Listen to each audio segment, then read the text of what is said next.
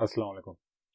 मेरा नाम तकी हैदर है और आज की इस वीडियो में हम देखने वाले कि हम ब्यूटीफुल सूप लाइब्रेरी को यूज़ करते हुए किस तरह क्रिप्टो करेंसी की वेबसाइट को स्क्रैप कर सकते हैं। उससे भी पहले मैं आपको वेब स्क्रैपिंग की जो बेस नॉलेज है HTML के बारे में, कि हर वेबसाइट के पीछे जो कोड होता है वो HTML के अंदर रन करता है, तो उसके बारे में पहले मैं आपको बताना चाहता हूँ। तो चलें पहले वो देखते हैं, फिर उसके बाद हम जो क्रिप्टो करेंसी वाली वेबसाइट है coingecko.com उसे स्क्रैप करेंगे। सबसे पहले तो जो HTML एक लैंग्वेज है, हाइपर टेक्स्ट मार्कअप लैंग्वेज, उसके अंदर टैग्स यूज होते हैं। तो वो क्या होता है कि जैसे एक सैंडविच होता है, सैंडविच की एक नीचे वाली बन होती है और सबसे ऊपर वाली, उसके दरमियान अंडा हो गया या चिकन हो गया। तो ये HTML भी कुछ इसी तरह से काम करती है। इसके अंदर टैग्स होते हैं, एक फर्स्ट टैग या इसको स्टार्टिंग टैग कह लें और एंडिंग टैग कह लें। ये एंडिंग टैग है। इसके दरमियान जो हम लिखेंगे वो हमारा जो है ना डेटा होता है, या टेक्स्ट हम जिसे कहते हैं। तो ये हमारा स्टार्टिंग के अंदर HTML टैग है।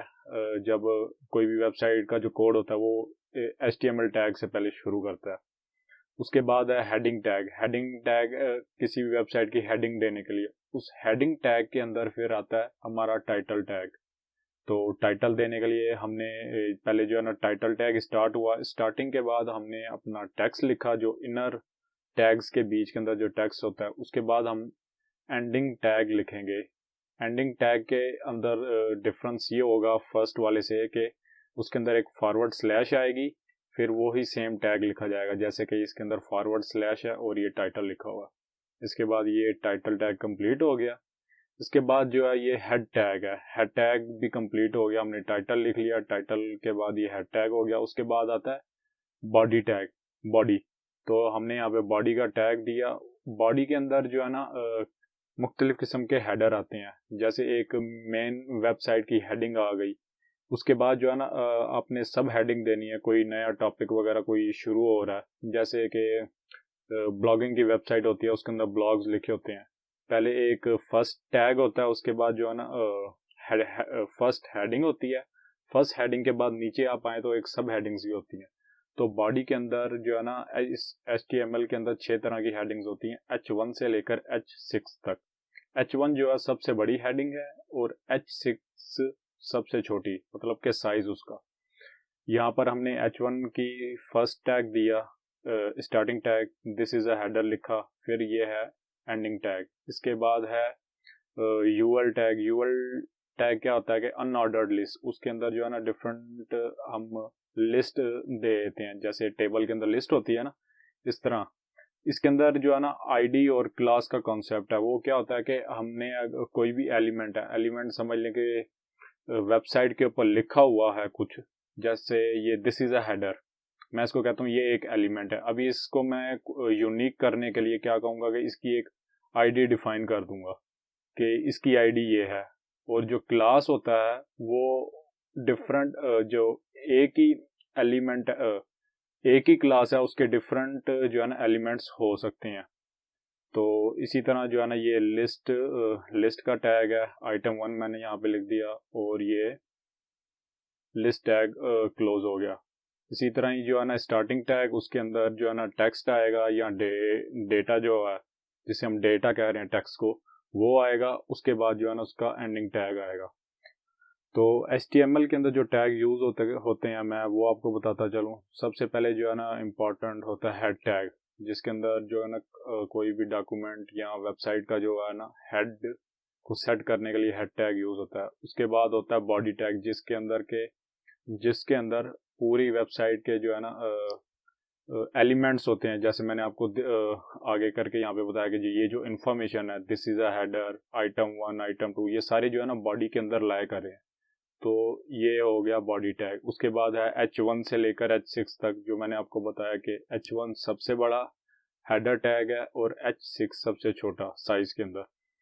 फिर उसके बाद A टैग है, जिसे हम एंकर टैग कहते हैं। वो किसी भी वेबसाइट को इम्बेड करने, लिंक को इम्बेड करने के लिए यूज होता है। जैसे आप देखते हैं कि यहाँ पर ये यूज्ड लिखा हुआ। अभी यूज्ड के अंदर मैं कह रहा हूँ कि यहाँ पे इसके पीछे जो है ना एक हाइपर लिंक इसके अंदर मैं इंसर्ट करूं, तो क्या करूंगा कि मैं एंकर टैग यूज़ करूंगा इस लिंक को एम्बेड करने के लिए। उसके बाद पी टैग है पैराग्राफ को ऐड करने के लिए।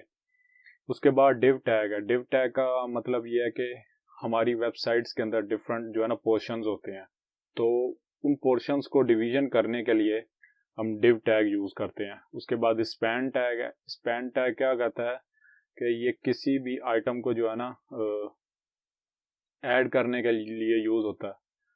फॉर सपोज के मैं यहाँ पर आगे चलता हूँ, यहाँ पे मैं आइटम 1 है, इसके अंदर मैं ऐड करना चाहता हूँ कोई भी जो है ना पैराग्राफ नहीं, कुछ इन्फॉर्मेशन लिखना चाहता हूँ, तो मैं क्या करूँगा कि ये लिस्ट को, यहाँ पे आप इसको लिस्ट को कंसीडर ना करें, मैं एग्जांपल के तौर पे कह रहा हूँ कि स्पैन टैग को मैं यूज़ करके इस आइटम 1 के अंदर लिखना चाहता हूँ कुछ, तो हम इसको स्पैन टैग यूज़ करेंगे। उसके बाद है OL, UL एंड LI। तो OL जो है ना ऑर्डर्ड लिस्ट, UL जो है अनऑर्डर्ड लिस्ट, और LI जो है लिस्ट आइटम, जो कि मैंने आपको आगे दिखाया था। उसके बाद टेबल का टैग है। TH जो है ना टेबल का हेडर है, टेबल की जो हेडिंग होती है वो है। TR जो है टेबल की रो है। उसके बाद हम आगे चलें तो हमारे पास जो है ना ब्यूटीफुल सूप के दो फंक्शंस हैं जो कि हम वेब स्क्रैपिंग में यूज़ करने वाले हैं, जो कि मोस्ट इम्पॉर्टेंट है हम डेटा को फाइंड करने के लिए। उसके अंदर है एक फाइंड और फाइंड ऑल। फाइंड का फंक्शन, दोनों का फंक्शन सेम ही है लेकिन थोड़ा सा डिफरेंट है। फाइंड का ये है कि अगर हमने किसी टैग को जो है ना सर्च करना है, सबसे पहले तो इसके जो है ना ये पैरामीटर्स हैं, उसके अंदर नेम है, नेम जो है ना HTML का HTML टैग है जिसको हमें ढूंढना चाहते हैं। फाइंड क्या करता है कि वो शुरू से अगर हम कोई हेडर टैग को फाइंड करना चाहते हैं, मतलब TH टेबल हेडर जो है उसको हम उस टैग को फाइंड करना चाहते हैं, तो हम फाइंड की कमांड लिखकर उसके अंदर जो हम ना TH का हेडर का नाम दे देंगे TH। जब TH वो क्या करेगा कि वेबसाइट के अंदर सबसे पहला जो TH हेडर टैग आएगा ना, टेबल हेड वाला टैग, उसको जो है ना हमारे पास ले आएगा। और इसी जगह अगर हम फाइंड ऑल यूज करें, फाइंड ऑल क्या करेगा कि पूरी वेबसाइट के अंदर जितने भी टेबल हेड के जो टैग्स हैं उन सबको लेकर आएगा। इसके अंदर सिर्फ ये फंक्शन है, जैसे कि ये इसके वर्ड्स में लिखा है कि फाइंड और फाइंड ऑल। अब हम इसके एट्रीब्यूट्स में आए तो एट्रीब्यूट्स जो इसके पैरामीटर हैं, इसमें एट्रीब्यूट्स का है एटर्स का सर्च फॉर मल्टीपल टैग्स। आप मल्टीपल टैग्स भी सर्च कर सकते हैं, जैसे टेबल हेड हमने यूज़ किया था, हम टेबल हेड के बाद साथ कहते हैं कि एंकर टैग को भी जो है ना फाइंड करो, तो वो जो फर्स्ट वाले जो टेबल हेड और एंकर टैग आएगा वो उन दोनों को फैच करके हमारे पास ले आएगा। उसके बाद है रिकर्सिव। अगर रिकर्सिव ट्रू करते हैं तो वो पूरी ट्री के अंदर फाइंड करेगा। अगर फॉल्स करते हैं तो only immediate children. Immediate children मतलब के जो पहला पहला किसी उसके अंदर आएगा ना, कहते हैं कि जैसे ट्री होती है, ट्री के अंदर सबसे जो नीचे नीचे जो पत्ता होता है या ब्रांच होती है उसके अंदर जो होगा वो उसको ले आएगा। उसके बाद है text, search for exact string in the HTML tree. अभी HTML ट्री जैसे मैं अभी पीछे जाता हूँ, ये हमारे पास H1 जो है हेडर टैग है। अभी मैं चाहता हूँ कि ये जो इसके अंदर ये जो टेक्स्ट लिखा हुआ है ये मेरे पास एग्जैक्ट टेक्स्ट जो है ना वो आए, तो उसके लिए जो है ना हम टेक्स्ट यूज़ करते हैं, ये हम आगे चल के यूज़ करने वाले हैं। उसके बाद है लिमिट। आपको जो है ना कितनी मैचेस चाहिए, 3 चाहिए, 4 चाहिए, 5 चाहिए, वो उसकी लिमिट का पैरामीटर है। उसके बाद है HTML ट्री। जो वेबसाइट होती है उसके पीछे HTML कोड रन करता है, और HTML जो होती है वो एक ट्री की फॉर्म में जो है ना होती है। तो ब्यूटीफुल सूप का काम भी ये होता है कि वो जब हम उसको रिक्वेस्ट भेजते हैं, रिक्वेस्ट भेजने के बाद जो सर्वर से रिस्पांस आता है, तो ब्यूटीफुल सूप क्या करता है कि उस रिस्पांस को, जो हमने वेबसाइट को कहा था कि हमें ये चीज़ चाहिए, तो ब्यूटीफुल सूप उस रिस्पांस को क्या करता है कि एक पार्स करता है। पार्स का मतलब ये है कि वो एक वेबसाइट जो है ना बिखरी होती है, तो वो उसको एक हेडिंग के फॉर्म, ट्री की फॉर्म में लेके आता है, उसको पार्स कर देता है। जैसे HTML यहाँ पे हमने देखा ये HTML है, इसको जो है ना एक ट्री की फॉर्म में लेकर आ गया। पहले यहाँ पर HTML टैग आ गया, उसके बाद क्या आता है कि हेडर टैग होता है और बॉडी टैग होता है। हेड टैग के अंदर आता है हमारा टाइटल, बॉडी के अंदर फिर आपके पास जो है ना H1 से लेकर H6 तक टैग आ गए। उसके बाद अनऑर्डर्ड लिस्ट, ऑर्डर्ड लिस्ट और आपका जो है ना लिस्ट आइटम वगैरह, लिस्ट आइटम इन लिस्ट के अंदर आते हैं। तो उसके बाद क्या है कि उससे पहले जो है ना हम जब वेबसाइट को रिक्वेस्ट भेजते हैं, रिक्वेस्ट भेजने के दौरान हम चेक करते हैं कि जो हमने रिक्वेस्ट भेजी है सर्वर ने उसका रिस्पांस क्या दिया है। आया कि हमने जो रिक्वेस्ट भेजी है कोई सर्वर ने उसके रिस्पांस में कुछ हमें रिटर्न किया है, तो हम चेक करने के लिए कि वो रिटर्न हमारा सही है या गलत आया है, तो हम एक स्टेटस कोड चेक करते हैं हम अपनी रिक्वेस्ट का। तो अगर 200 जो है स्टेटस कोड आए तो इसका मतलब ये है कि हमने जो वेबसाइट का जो सर्वर है उसको रिक्वेस्ट भेजी थी वो हमारी रिक्वेस्ट जो है ना सक्सेसफुल हो गई है। उसके बाद है 301। 301 ये है कि जब वेबसाइट की जो डोमेन होती है वो चेंज हो जाए। फॉर सपोज के मैं कहता हूँ कि www.codanix.com जो है ये शिफ्ट हो गई है www.codanix.io पर। तो क्या करेगा कि जब हम codanix.com के ऊपर भेजेंगे तो पीछे से क्या किया होता है कि जो होस्टिंग होती है उसके अंदर हम रीडायरेक्ट कर देते हैं ओल्ड से, जो ओल्ड के ऊपर जो भी किसी बंदे ने भी रिक्वेस्ट भेजी होगी वो रीडायरेक्ट होके codanix.io पर आ जाएगी। तो इस तरह जब आप स्टेटस कोड चेक करेंगे तो 301 है, उसका मतलब यह है कि परमानेंट रीडायरेक्ट हो गया, मतलब परमानेंटली जो है ना डोमेन शिफ्ट हो गई है another domain to another domain. उसके बाद है 400। 400 का मतलब ये है कि हम ऐसे कह सकते हैं कि जैसे हमने सर्वर को रिक्वेस्ट भेजी, सर्वर ने जो है ना समझ नहीं पाया कि आप क्या कहना चाह रहे हैं। या तो आपने जो डोमेन लिखी है वो उसके अंदर कुछ स्पेलिंग की मिस्टेक की है, तो सर्वर पूछता है कि भाईजान कहना क्या चाहते हो। तो उसका जो स्टेटस कोड होगा उस रिक्वेस्ट का अगर 400 आया तो उसका मतलब ये है कि आपके रिक्वेस्ट के अंदर कुछ मिस्टेक है, जिसे हम बैड रिक्वेस्ट भी कहते हैं। उसके बाद है रिक्वेस्ट 401। 401 का मतलब ये है कि आप किसी ऐसी वेबसाइट को रिक्वेस्ट करते हैं जिसके ऊपर आपको जो है ना अथोराइजेशन नहीं है, या उस वेबसाइट के ऊपर गूगल कैप्चा लगा हुआ है जो हमने सॉल्व करना होता है, या ऐसा है कि हम लॉगिन किसी किसी वेबसाइट पे जब हम रिक्वेस्ट करते हैं कि खोलते हैं तो लॉगिन पेज आ जाता है यहाँ पे या फिर ऐसे होता है कि हम जब किसी वेबसाइट को खोलते हैं तो उसके अंदर एज कंफर्मेशन या इस तरह की चीजें मांगता है। तो उस तरह की जब वो रिक्वेस्ट पूरी नहीं होती तो सर्वर जो है ना 401 कोड जो है ना रिक्वेस्ट का स्टेटस ये हो जाता है, सर्वर जो है ना उसे ऑथोराइज नहीं करता। उसके बाद है 403। 403 में ये है कि आपने सर्वर को रिक्वेस्ट भेजी, सर्वर ने समझ भी लिया कि आप क्या कहना चाह रहे हैं, पर सर्वर जो है ना डिनाई कर देता है, कहता है कि फॉरबिडन, मैं नहीं बताऊंगा। तो इस तरह जो है ना अगर 403 आए स्टेटस कोड तो इसका मतलब ये है कि सर्वर आपसे नाराज है। तो उसके बाद है 404।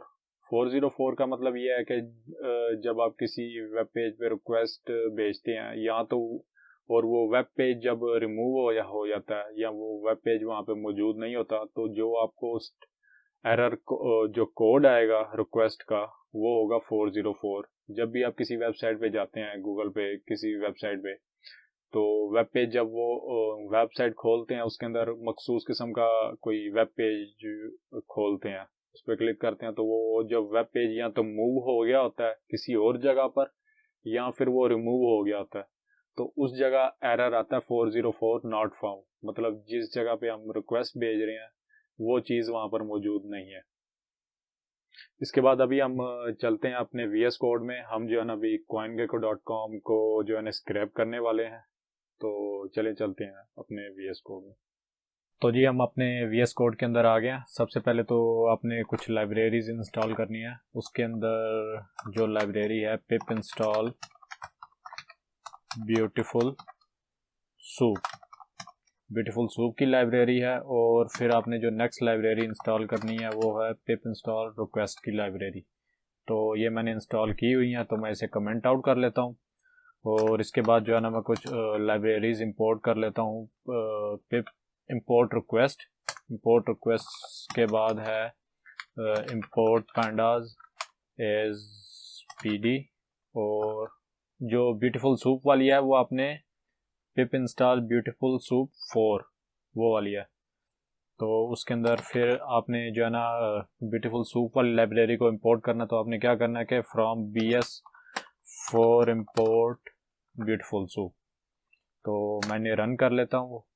रन करने के बाद जो है ना हम अपनी जिस वेबसाइट को हमने रिक्वेस्ट भेजनी है उस वेबसाइट को एक वेरिएबल के अंदर स्टोर कर लेता हूँ।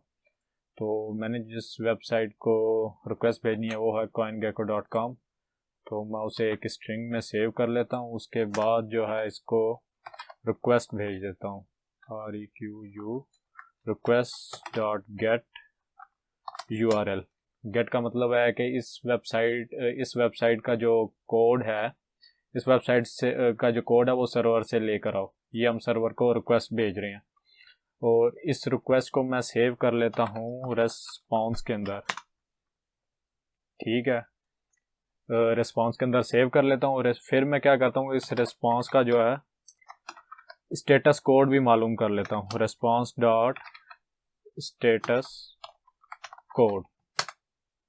तो इसे मैं रन कर लेता हूँ। ठीक, तो यहाँ पर देख सकते हैं कि ये 200 हमारी जो रिक्वेस्ट है वो सक्सेसफुल हो गई है।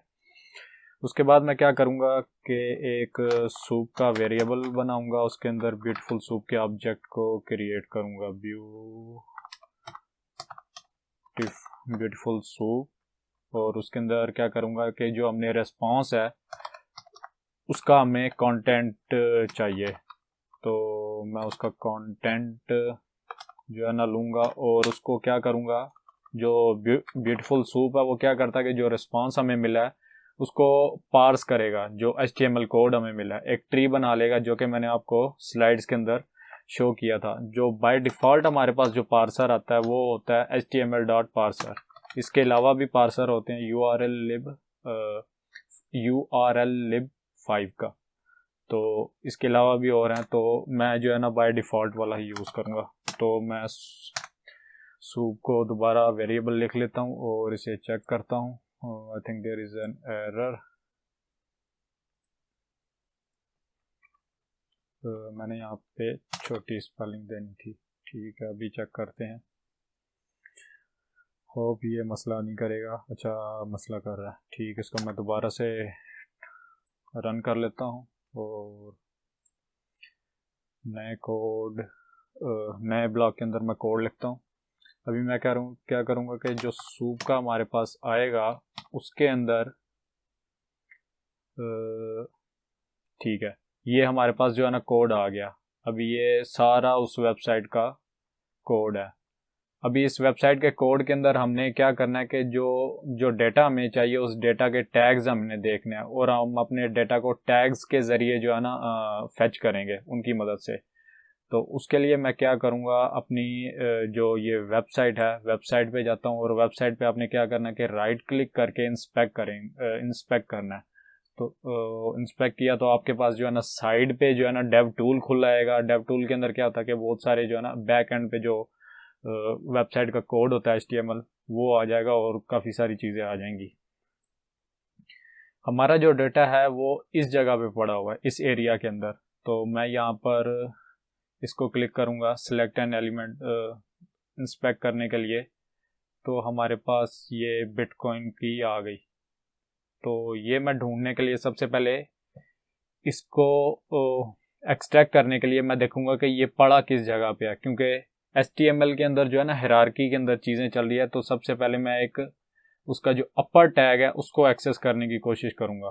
तो ये टैग है div टैग क्लास, ये पूरा एरिया बता रहा है कि इसके अंदर हमारा सारा डेटा पड़ा है। फिर इसके फर्दर इसको हम जब ओपन कर रहे हैं टैग्स को तो उसके अंदर नीचे जो है ना प्राइस नेम वगैरह सारी चीज़ें आ रही हैं।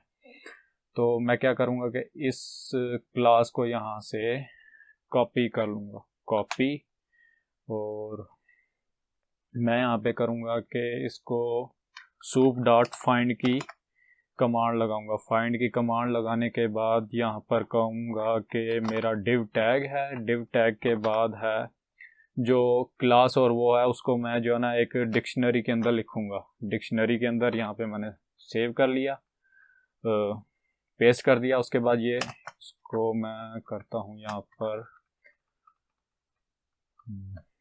ठीक है, ये हो गया।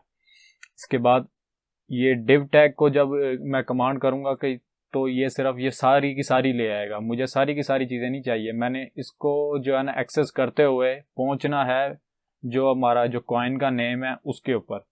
तो मैं फर्दर जो है ना यहाँ पे इसके ऊपर होवर करूँगा तो ये आपके पास जो है ना शो होता आएगा, ठीक है। टेबल बॉडी, अभी यहाँ पे जो है ना उस टेबल की बॉडी आ गई है, इसके अंदर जो है ना वो सारा डेटा है। यहाँ पे आप देखेंगे ना कि ये आ गया, जो डिव क्लास था उसके अंदर सारी चीज़ें आ रही थी, ऊपर का डेटा भी, ये प्राइस, 1 आवर वॉल्यूम, ये जो ऊपर लिखा होता है ये भी आ रहा है। पर हमें ये चीज़ नहीं चाहिए, हमें असल इसकी जो वैल्यू है वो चाहिए। तो मैं होवर करके आऊँगा यहाँ पर टेबल की बॉडी के अंदर। तो इसकी जो टेबल बॉडी है इसको मैं चेक करता हूँ।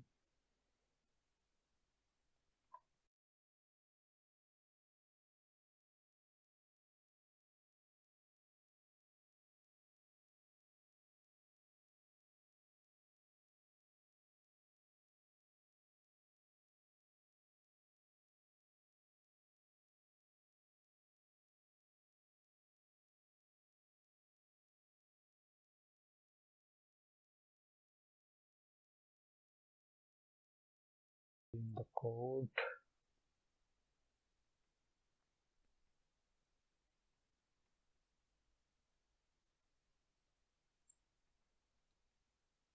ठीक है।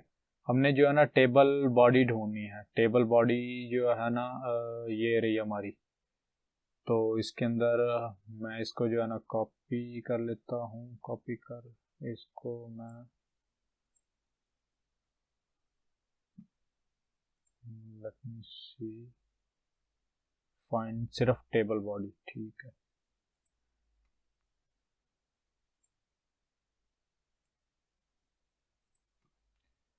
तो हमारे पास जो है ना ये जो सारी की सारी डेटा है वो टेबल बॉडी वाले टैग के अंदर है। तो मैं इस टेबल बॉडी वाले टैग को एक्सेस करूँगा। तो मैं जाता हूँ यहाँ पर फिर मैं फाइंड की कमांड को यूज़ करूँगा। फाइंड करो टी बॉडी, और उसके बाद टेबल बॉडी के अंदर जो है हमने ढूंढना है, और ये जो डेटा हमारा पड़ा है रोज के अंदर पड़ा है, टेबल रोज के अंदर ये एक रो है। फिर उसके बाद मैं इसको नीचे लेके आऊँगा तो मेरे पास जो है ना इथेरियम की भी एक रो आएगी। लेट मी सी, ठीक है, ये देखें, ये टेबल बॉडी के बाद टेबल रो के अंदर ये डेटा पड़ा। तो मैं टेबल रो वाले जो टैग है उसको करूँगा। ये टेबल रोज है, जो टेबल रोज है वो सारी की सारी फेच करूँगा। तो मैं वापस जाता हूँ इधर, और इधर मैं यूज़ करूँगा फाइंड ऑल टेबल रोज। तो इस सारे को जो है ना मैं स्टोर कर लेता हूँ रिजल्ट्स के वेरिएबल के अंदर। तो ठीक, ये मेरे पास आ गया। तो मैं इसको वैसे आपको प्रिंट करके भी चेक कर लेते हैं कि हमारे पास क्या क्या आया, डेटा कोड जो आया। तो ये आप देखेंगे कि हमारे पास जो है ना पहले आया था डिव टैग आ गया, डिव टैग के बाद जो है ना टेबल रोज आ गई सारी। तो ये सारा तकरीबन डेटा आ गया। तो अभी हम इसके अंदर जो है अब एक जो है ना बिटकॉइन वाले को जो है ना एक्सेस करके देखते हैं कि जो हमने कोड लिया है वो सही लिया है कि या गलत लिया है। तो पाइथन के अंदर जो रो वाइज जब हम डेटा एक्सेस कर रहे होते हैं तो हम जो ज़ीरो फर्स्ट वाले को हमने करना होता है तो हम ज़ीरो लगाते हैं इंडेक्स। तो 0 हमने इंडेक्स लगाया। उसके बाद हम कहते हैं कि भाई फाइंड करो, हम वापस जाते हैं इधर इसके ऊपर और बिटकॉइन वाले को देखते हैं। बिटकॉइन का जो है इधर होना चाहिए, तो ठीक है।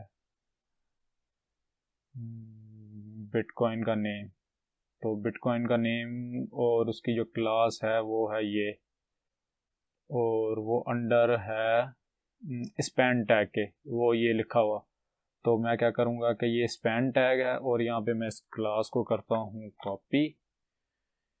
स्पैन टैग है, ठीक है।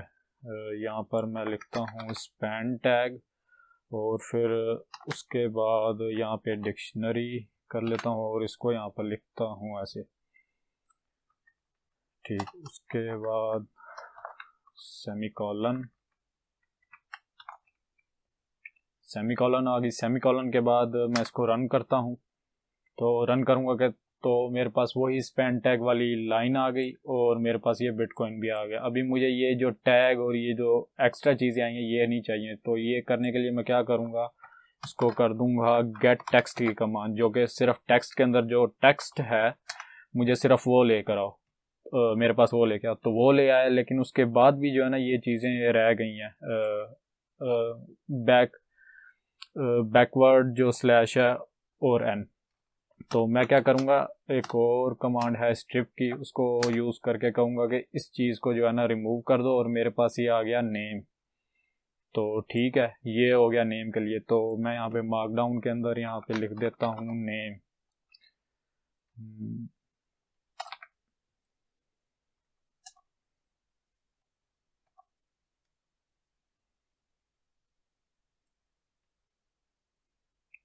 ठीक, लेट मी सी,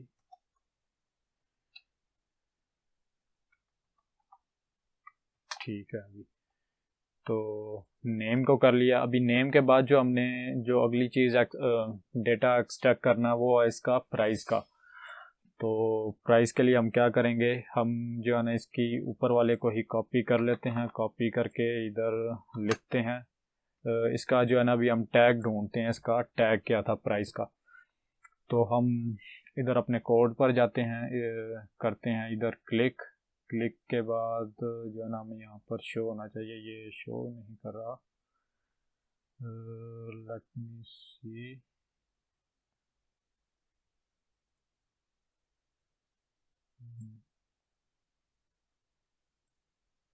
तो हम मैन्युअली ही चेक कर लेते हैं।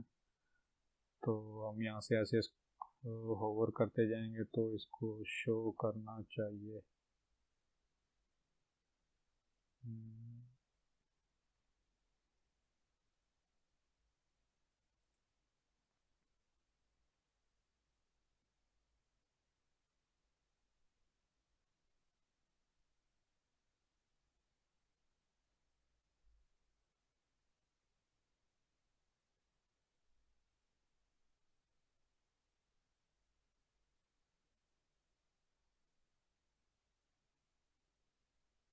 जो प्राइस है वो हमारी इस टैग के अंदर पड़ी है, ये वाले के अंदर, डिव क्लास TW जस्टिफाई वाले के अंदर। तो मैं इसको और ओपन करता हूँ, तो यहाँ पर आनी चाहिए, इधर भी नहीं है। तो मैं इसको ओपन करता हूँ, तो ये रही हमारे पास प्राइस की वैल्यू। तो इसका जो टैग है स्पैन टैग है और क्लास है नो रैप। तो इसमें क्लास को क्लास समेत कॉपी कर लेता हूँ, और हमारा जो टैग है यही है। तो मैं इसको यहाँ से सिर्फ इस चीज़ को रिप्लेस करता हूँ, ठीक है। रिप्लेस करने के बाद इक्वलिटी साइन, ठीक। अभी इसको रन करते हैं, तो ये लें जी हमारे पास प्राइस आ गई इसकी। प्राइस के बाद इसको भी हम मार्कडाउन के अंदर लिख देते हैं प्राइस। प्राइस के बाद जो चीज़ हमें चाहिए वो है 24 hour volume. 24 hour volume 24H। तो मैं इसी को ही जो है ना कॉपी करके वापस लेकर आता हूँ और इसको यहाँ पर पेस्ट करता हूँ, और हम अभी देखते हैं वॉल्यूम के लिए। तो मैं इसको थोड़ा सा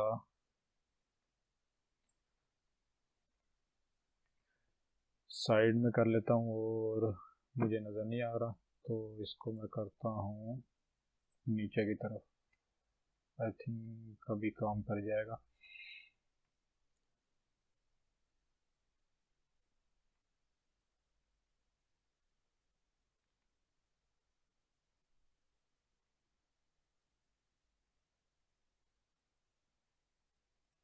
मैं इसको यहाँ पर इसके ऊपर होवर करता हूँ, तो अभी मुझे शो तो करना चाहिए।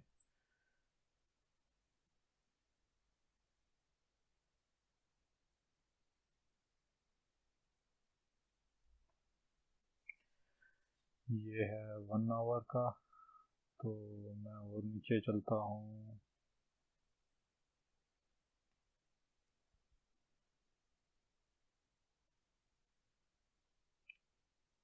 आई think this one is 24 hour volume.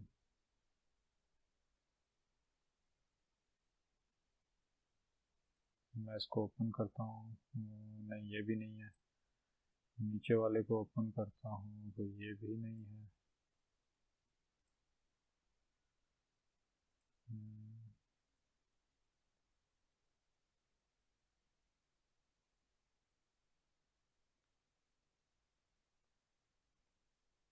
I think this one, ठीक यही है। तो यहाँ पर क्या करता हूँ कि ये जो हमारे पास इसकी क्लास स्पैन टैग है और क्लास है नो रैप, ये मेरे ख्याल में सेम वाली है। अच्छा, हम मार्केट कैप पे आ गए हैं, तो ये वाली है, ठीक है। तो इसमें हमने क्या करना है कि जो हमारी जो यहाँ पर क्लास है टी यू लिक्विडिटी और स्पैन है टी डी, तो हम इसको कॉपी कर लेते हैं। और टी डी टैग है, तो हम इसे यहाँ पर ले आते हैं और लिख देते हैं क्लास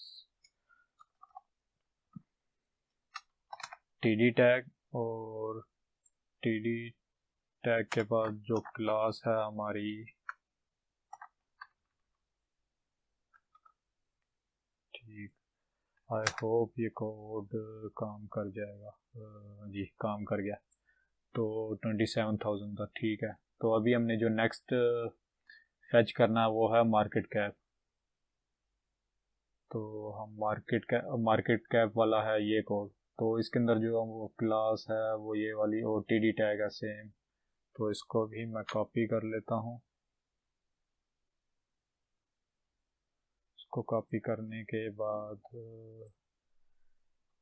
मैं सॉरी, ये इसको ऐसे नहीं लिखेंगे, चलें इसको लिख लेते हैं कोड दोबारा से। Result 0 dot find T D tag, फिर इसको सेव कर लेते हैं क्लास के अंदर।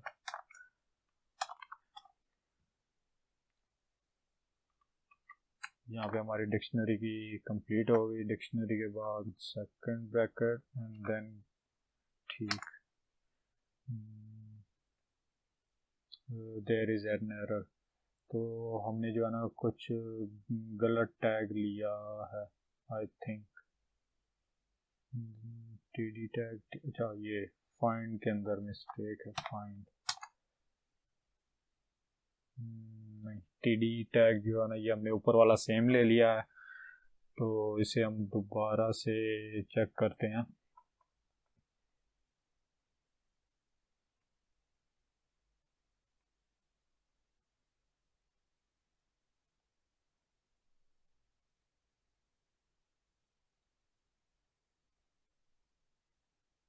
सॉरी, ये वाला टैग था स्पैन टैग नो रैप, और इसकी ऊपर वाली जो मेन टैग था वो ये वाला था। तो हम इसको कॉपी करते हैं इस वाले टैग को, और टी डी टैग है, ठीक है। तो यहाँ पर एरर था, तो हम इसे दोबारा से कर देते हैं रिप्लेस।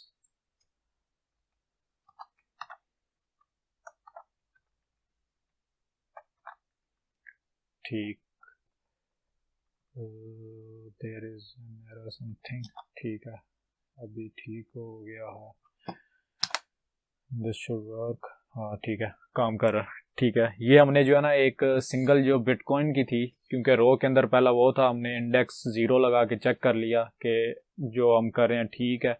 अभी हम क्या करेंगे, एक लूप लगा, एक खाली लिस्ट जो है ना बनाएंगे, और उन लिस्ट के अंदर जो है ना उस डेटा को स्टोर करेंगे, और उन लिस्ट का जो है ना हम डेटा फ्रेम बना के, तो मैं पहले क्या करूँगा कि एक खाली लिस्ट बना लेता हूँ। मैं क्या करता हूँ कि नेम और उसकी नेम्स कर लेता हूँ, नेम्स, और प्राइस की लिस्ट बना लेता हूँ। उसके बाद जो है ना प्राइस के बाद है वॉल्यूम अंडरस्कोर 24H, एंड खाली लिस्ट इसकी बन गई। उसके बाद है मार्केट कैप, तो मैं इसको लिखता हूँ MKTCAP cap is equal to, खाली इसकी लिस्ट बन गई। तो मैं यहाँ पर मार्केट कैप यहाँ पर लिख देता हूँ,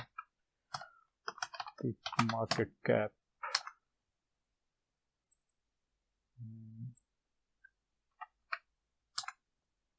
ठीक है ये हो गई, ये हमारी बन गई लिस्ट बनने के बाद अभी हम क्या करेंगे, एक फार लूप लगाएंगे।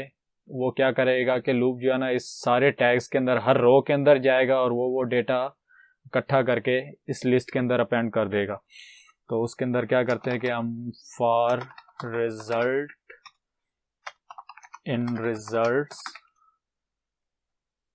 और यहाँ पर कर देते हैं ठीक है। फिर उसके बाद हम क्या करते हैं कि एक और ट्राई जो है ना, ट्राई एंड एक्सेप्ट का यहाँ पे ब्लॉक यूज करेंगे। तो वो मैं आगे चल के बताता हूँ कि वो हम क्यों करते हैं। ये ट्राई लिखा, ट्राई के बाद मैंने सेमीकॉलन दे दी, सेमीकॉलन के बाद मैं क्या करूँगा, नेम्स डॉट अपेंड का जो है ना यहाँ पे फंक्शन यूज करूँगा। अपेंड के अंदर क्या करूँगा कि जो है ना हमारे पास ये आ गई, जो रिजल्ट हम यहाँ पे ले रहे हैं, रिजल्ट इन रिजल्ट्स, रिजल्ट क्या करेगा, जो हमने ऊपर एक ये नेम वाला चेक किया था बिटकॉइन के लिए, सारा का सारा हम कॉपी कर देंगे। सिर्फ हम यहाँ पर ये इंडेक्स नहीं देंगे, हम उसको कह रहे हैं जितनी भी इस टैग्स के साथ जितने भी आ रहे हैं रो के अंदर, उन सब का डेटा एक्सट्रैक्ट कर लो। तो हमने जो है ना यहाँ पर ऊपर जाते हैं, इसको कंफर्म हम दोबारा कर लेते हैं, इसको हम कर लेते हैं कॉपी, यहाँ से कॉपी किया। कॉपी करने के बाद आते हैं यहाँ पर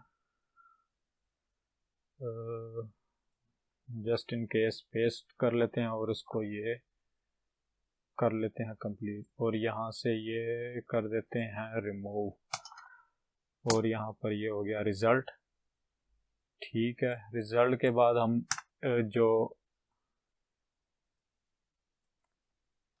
पीछे जाते हैं, यहाँ पे एक्सेप्ट का एक ब्लॉक यूज करेंगे। क्या करेगा कि अभी हम इसको फॉर लूप को क्या कह रहे हैं कि ट्राई करो ये कमांड, जो है ना इन टैग्स के अंदर जाओ, इन टैग्स के अंदर जो डेटा मिलता है उसको अपेंड कर दो नेम्स के अंदर। एक्सेप्ट क्या कि हम करेंगे नेम्स डॉट अपेंड, उसके अंदर जो है ना हम करेंगे फॉरवर्ड स्लैश, सॉरी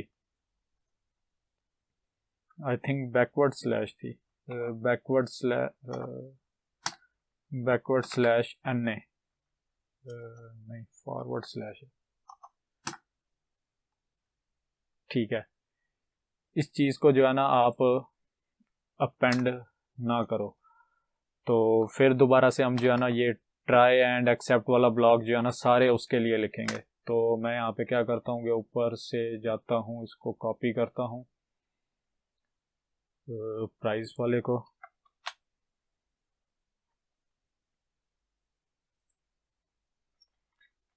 फिर था price dot append,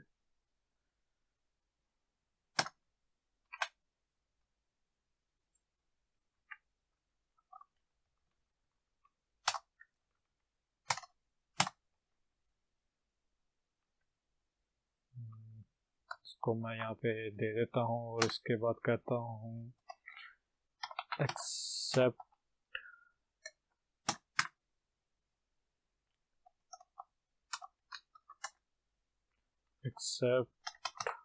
price dot append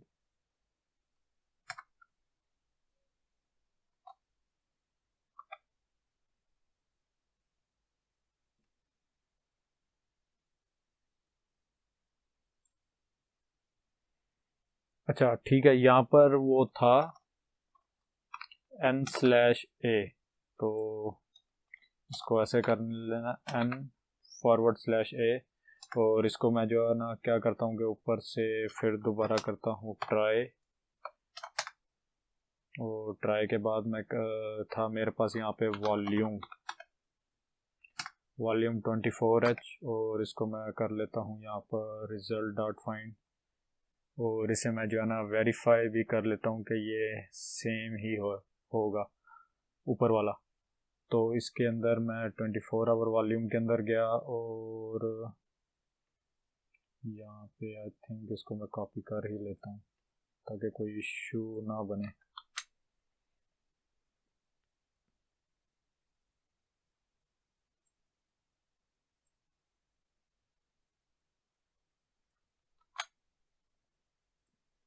और इसको इंडेक्स वाले को भी मैं रिमूव कर लेता हूँ। इंडेक्स वाले को रिमूव करने के बाद मैं करूँगा लास्ट में ब्रैकेट दे दूँगा। ब्रैकेट देने के बाद एक्सेप्ट वॉल्यूम 24 आवर h, और उसके अंदर अपेंड कर देते हैं नल वैल्यूज़ के सिर्फ और सिर्फ आपने जो है ना नल वैल्यूज़ को छोड़ देना है, और सिर्फ जो दूसरी वैल्यूज़ है वो अपेंड करनी है। और उसके बाद मैं जाता हूँ, अभी हमारे पास कौन सा रह गया, मार्केट कैप, तो मैं लिखता हूँ mkt कैप डॉट, और इसे भी मैं वेरीफाई कर ही लेता हूँ, जहाँ से कॉपी किया।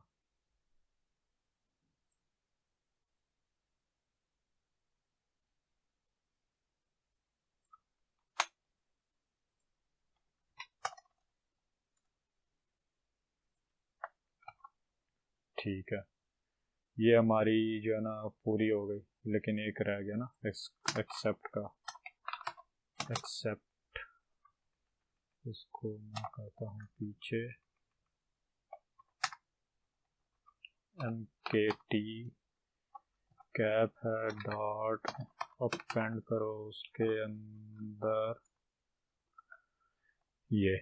ठीक है, अभी इस कोड को मैं जो है ना रन कर लेता हूँ, देखते हैं कोई एरर तो नहीं है।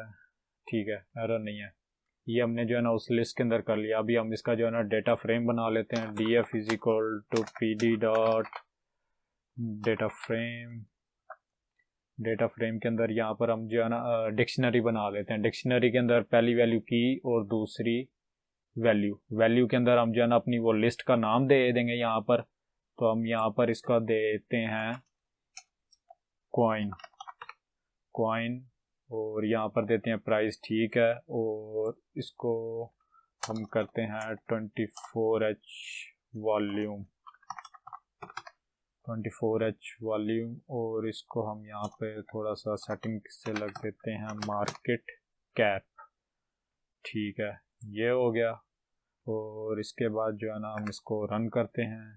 ठीक, ये भी रन भी हो गया, और df इज इक्वल्स को हेड करके चेक भी कर लेते हैं। ठीक है, ये देखें हमारे पास आ गया। और इसके बाद जो है ना हम इसको जो है ना डेटा फ्रेम में CSV फाइल के अंदर स्टोर भी कर लेते हैं। df is equal to CSV crypto CSV।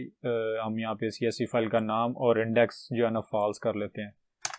ये मैं इसको रन कर देता हूँ, तो ये देखें हमारे पास आ गया। अभी इसके बाद ये तो हमने किया एक पेज का। अगर मल्टीपल पेज का करना है तो हम क्या करेंगे, हम वापस जाते हैं इस वेबसाइट पे, इसको यहाँ से क्लोज करते हैं, और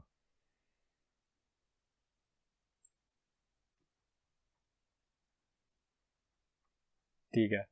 जब तक ये ठीक होती है मैं आपको बताता हूँ कि हमने क्या करना है। कि हमने जो है जैसे हम अभी पेज नंबर 1 पर हैं, तो मैं इसको 2 को 2 को क्लिक करूँगा तो दूसरे पेज पे जाएंगे, तो वो क्या करेगा, हम वेबसाइट के अंदर चेंजेस देखते हैं।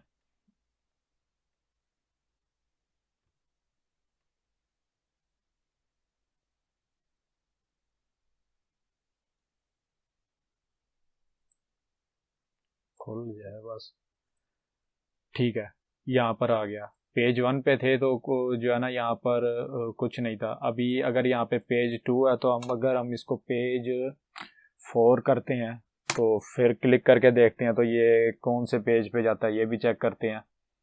तो ये चला गया पेज नंबर 4 के ऊपर।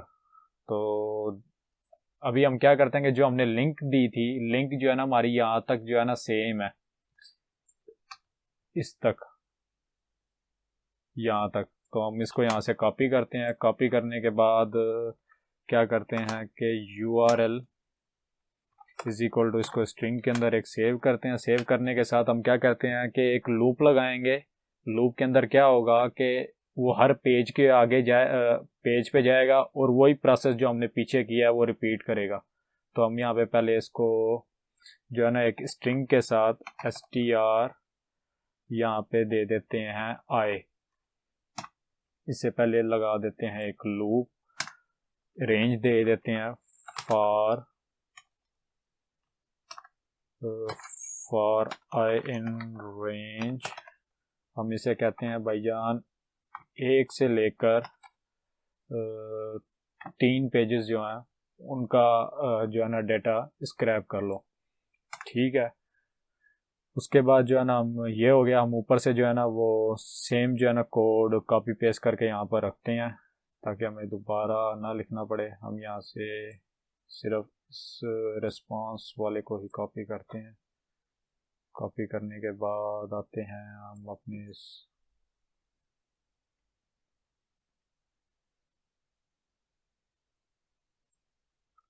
इधर कोड पर आ गए। इसके बाद हम सूप ऑब्जेक्ट वाला जो हमने बनाया था वो इधर होना चाहिए, आई थिंक इधर नहीं है,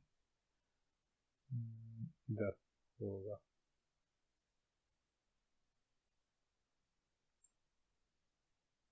दो मिनट में इसको यहाँ से क्लियर सेल आउटपुट कर लेता हूँ, ठीक है। इसको मैंने कॉपी किया। इसको कॉपी करने के बाद वापस मैं अपने इधर स्टोर कर, इधर पेस्ट कर दिया। पेस्ट करने के बाद हम इस सारे डेटा को जो है ना यहाँ से करते हैं कॉपी,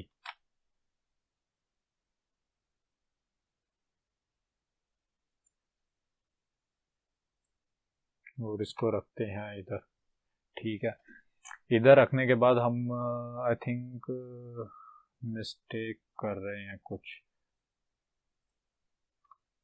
यहाँ पर लगाते हैं ये, और इस सारे को दोबारा से करते हैं कॉपी।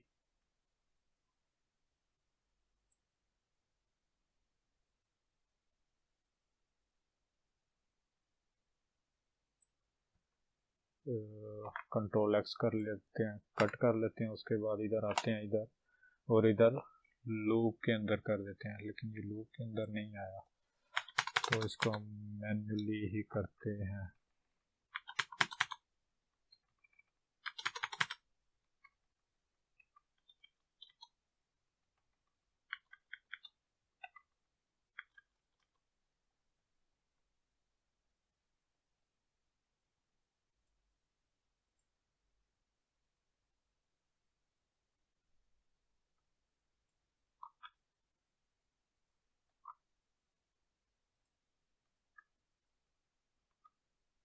ठीक है, अभी ये ठीक है।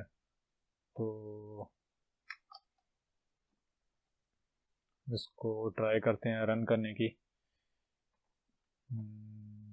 ठीक है, तो इसको करते हैं run. There is an identification error, try and except के अंदर ये लाइन नंबर 10 के अंदर है, लाइन नंबर 10 के अंदर है। इसको मैं चेक करता हूँ, इसको ये इधर आएगा, ठीक है। तो इसको हम करते हैं इधर, ठीक है, यहाँ पर इधर तो, और ये वाला इधर आएगा।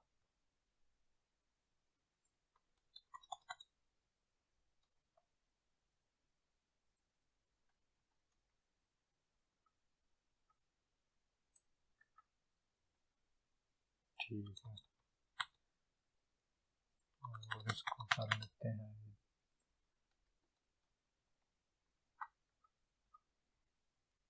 तो आपको जो है ना आइडेंटिफिकेशन के जो है ना इस तरह से एरर आ सकते हैं, तो आपने जो है ना इस चीज़ को ख्याल में रखना है ज़रूर।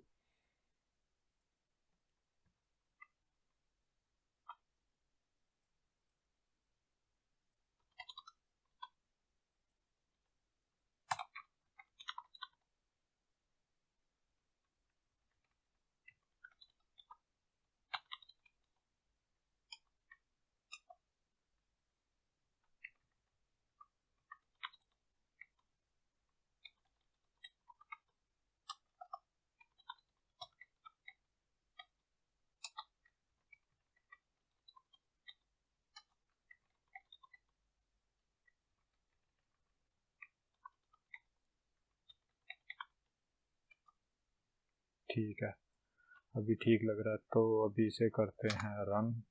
आई होप कि अभी कोई एरर नहीं आएगा, आई थिंक नहीं आएगा।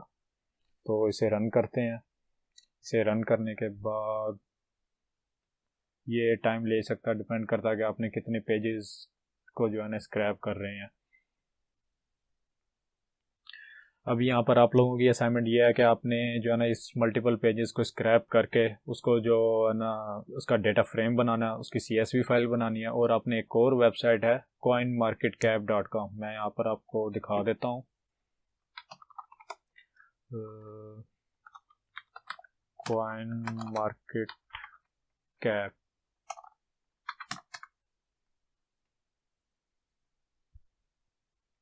ये सिमिलर ही वेबसाइट है coingecko.com की तरह।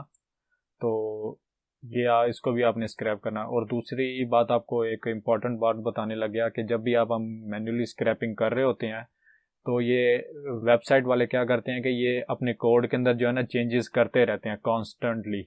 तो ये भी एक वजह होती है कि ये वेब स्क्रैपर को जो है ना, जो इलीगल वेब स्क्रैपिंग करते हैं, उनको इस चीज़ से दूर रखा जाए। क्योंकि हम जो है ना इनकी वेबसाइट पे रिक्वेस्ट भेज रहे हैं, अगर हम अगर जो हम रिक्वेस्ट भेज रहे हैं इसको हम लूप लगा दें और हर सेकंड के अंदर एक रिक्वेस्ट भेजें, तो ये क्या होगा कि इनके वेबसाइट इनके सर्वर के ऊपर 1 मिनट के अंदर 60 रिक्वेस्ट जाएंगी। अगर हम इसी को जो है ना हम ड्यूरेशन बढ़ा देते हैं कि 1 घंटे के लिए, 1 घंटे के अंदर जो है ना 60 मिनट होते हैं, 60 मिनट के अंदर 60 जो है ना आपके सेकंड आ गए, 60 × 60 आप करेंगे तो इतनी जो है ना आपकी रिक्वेस्ट जाएगी। और वेबसाइट के सर्वर ये समझते हैं कि कोई हम पे जो है ना अटैक कर रहा है, क्योंकि DDoS अटैक के अंदर भी कुछ इस तरह से होता है, DDoS अटैक और बॉटनेट।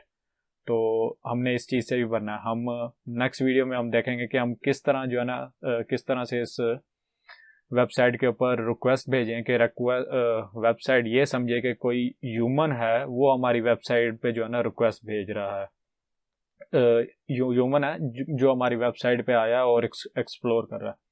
तो ये वेबसाइट खुल गई है coinmarketcap.com। आपने जो है ना इस वेबसाइट को स्क्रैप करना है। तो उम्मीद करता हूँ कि आपको ये वीडियो अच्छी लगी होगी।